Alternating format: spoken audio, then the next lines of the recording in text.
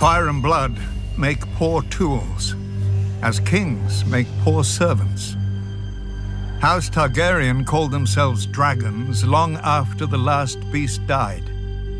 Perhaps it's only fitting that even their humility was monstrous. Men worshipped on Visenya's hill thousands of years before Visenya came and Baelor raised the sanctum that bears his name.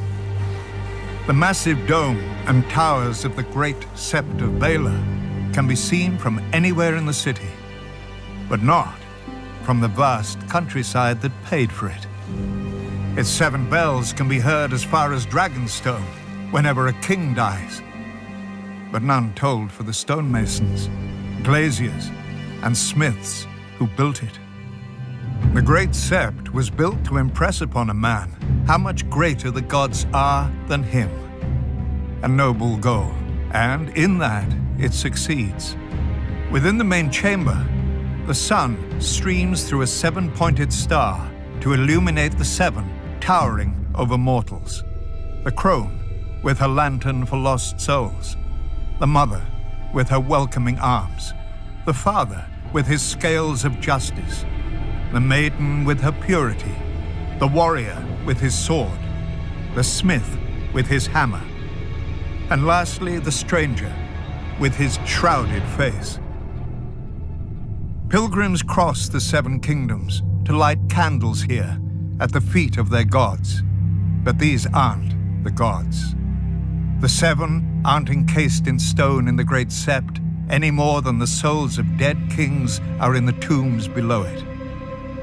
To steward his monument to vanity, Baelor summoned the High Septon of the Faith from his ancient seat in Old Town and gifted him with ornate robes and a crown of crystal and gold. And like a fool, the High Septon put on his lord's motley and danced at his lord's table. And with each passing year, the High Septons fell ever lower.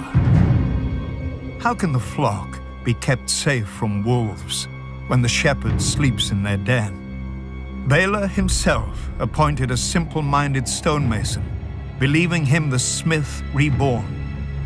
And when he died, Baelor replaced him with an 8-year-old boy, whom Baelor had seen speaking with doves that answered with the voices of the 7. Still, the common people revere Baelor as the Blessed.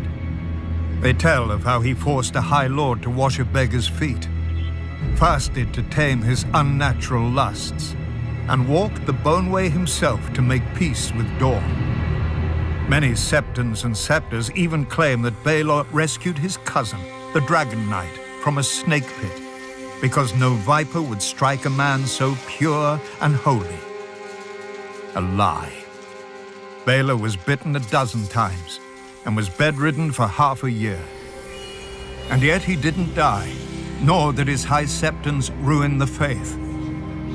Blessed Baelor's statue may greet men outside the doors, but when men enter the Great Sept, they don't see the gold or the crystal or the ambitions of a humble member of a powerful dynasty. They see the gods. They feel awe at the divine majesty and their own insignificance. The gods work through Baelor's pride and vanity as they work through all of us. For the faith is more than a sept.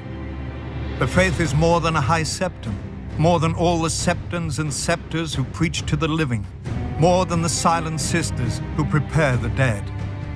The faith is the will of the gods, and we are all its instruments. Kings and beggars, lords and cobblers, lions and sparrows.